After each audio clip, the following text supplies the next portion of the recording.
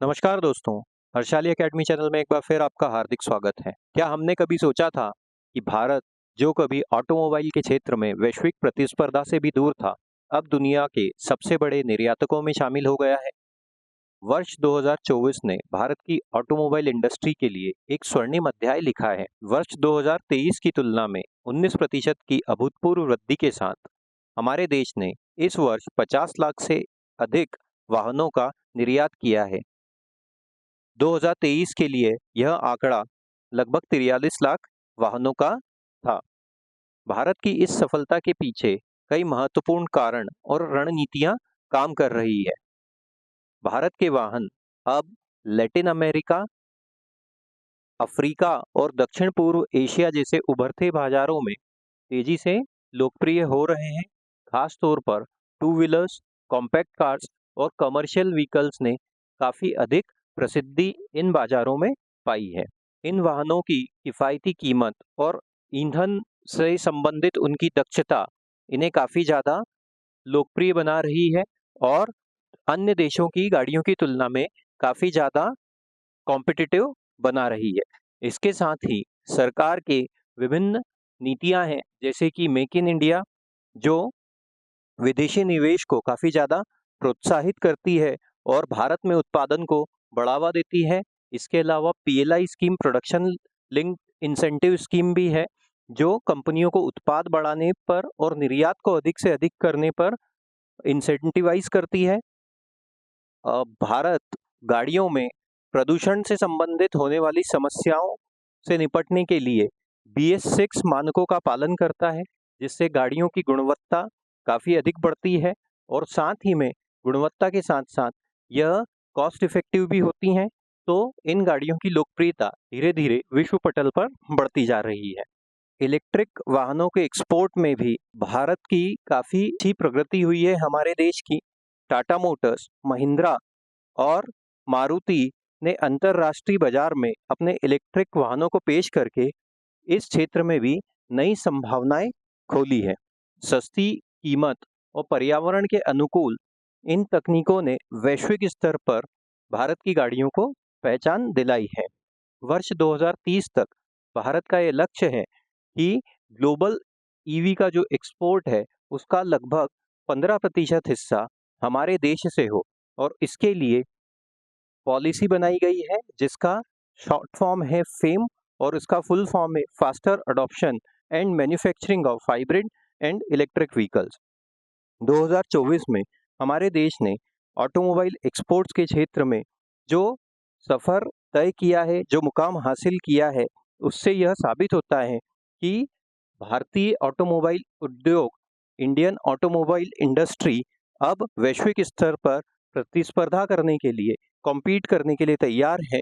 इसके साथ ही सरकार की अनुकूल सहयोगात्मक नीतियां और भारतीय उत्पादों की, भारत की कारों की और व्हीकल्स की गुणवत्ता और किफ़ायती कीमत, इन सब फैक्टर्स ने भारत को एक एक्सपोर्ट हब बनने के लिए तैयार किया है और इससे यह निश्चित है कि आने वाले समय में भी हम और इस प्रकार के कीर्तिमान बना सकते हैं।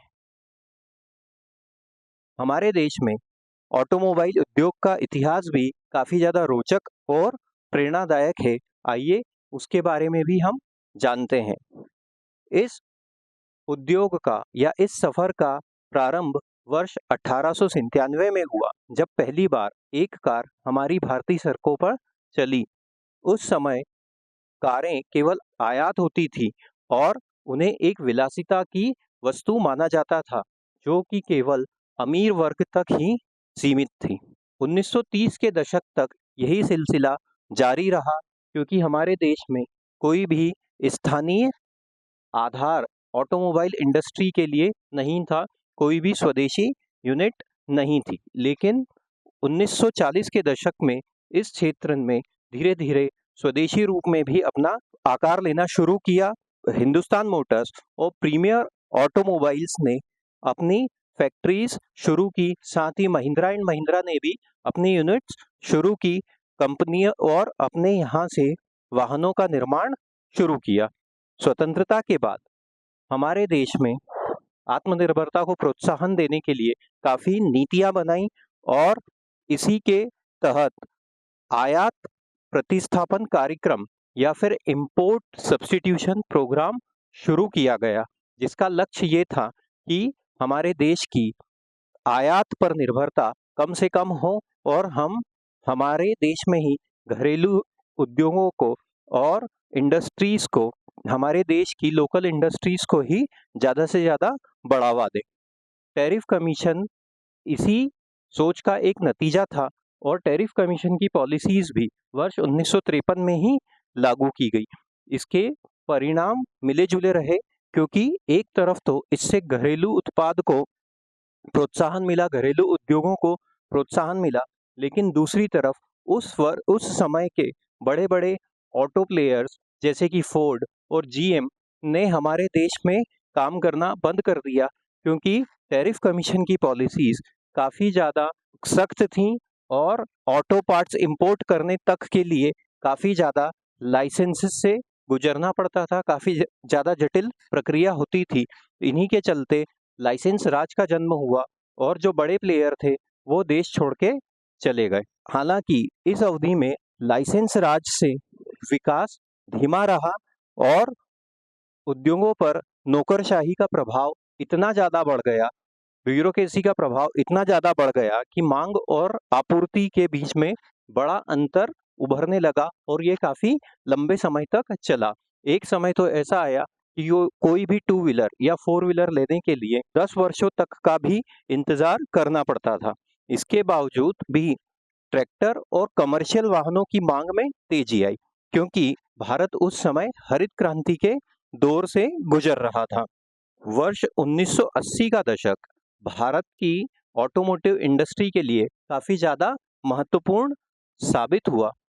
इस दौरान भारत में उद्योगों में सुधार की शुरुआत की गई और वर्ष 1984 में मारुति सुजुकी की स्थापना हुई। इस कदम ने भारत में कारों की पहुंच को काफ़ी आसान बना दिया। मारुति 800 जैसी किफ़ायती और विश्वसनीय कार ने आम आदमी का सपना पूरा किया। वर्ष 1986 में पहली बार दिल्ली में ऑटो एक्सपो का आयोजन किया गया, जिसने घरेलू और अंतर्राष्ट्रीय स्तर पर भारतीय ऑटोमोबाइल उद्योग की क्षमताओं को विश्व के सामने प्रदर्शित किया। इसके बाद 1991 के आर्थिक उदारीकरण या लिबरलाइजेशन का दौर शुरू हुआ और उसमें भारत में विदेशी कंपनियों का आगमन शुरू हुआ, जैसे कि सुजुकी, टोयोटा, हुंडई और अन्य कंपनियां।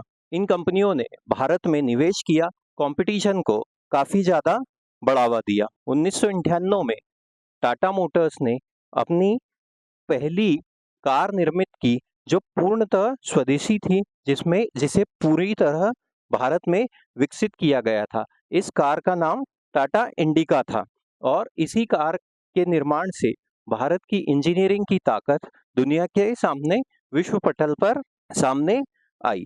इसी दौरान भारत सरकार ने BS4 नॉर्म्स लागू किए, जिससे वाहनों के प्रदूषण स्तर को नियंत्रित करने में मदद मिली। आज भारत ऑटोमोबाइल उद्योग का दुनिया के सबसे बड़े और सबसे तेजी से विकसित होने वाले देशों में से एक है।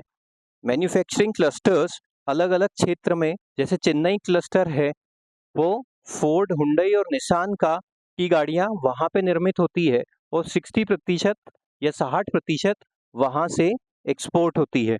मुंबई और Pune clusters Tata Motors, Volkswagen, Mercedes Benz, ये सब वहाँ पे अपनी गाड़ियाँ निर्मित करते हैं। NCR क्लस्टर मारुति सुजुकी के लिए है।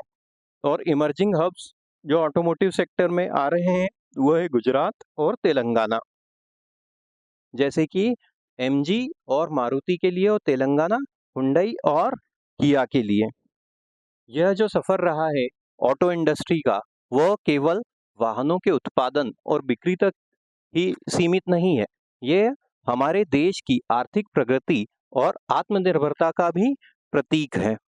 इससे हमारे देश का टैलेंट, हमारे देश का कौशल, इंजीनियरिंग और इनोवेशन विश्व में सबके सामने प्रदर्शित होता है और इससे हमारे देश की शक्ति का एक द्योतक भी माना जाता है। हम मिलते हैं आपसे अगले वीडियो में। जब तक आप चैनल को सब्सक्राइब कीजिए और वीडियो को लाइक कीजिए। Thank you.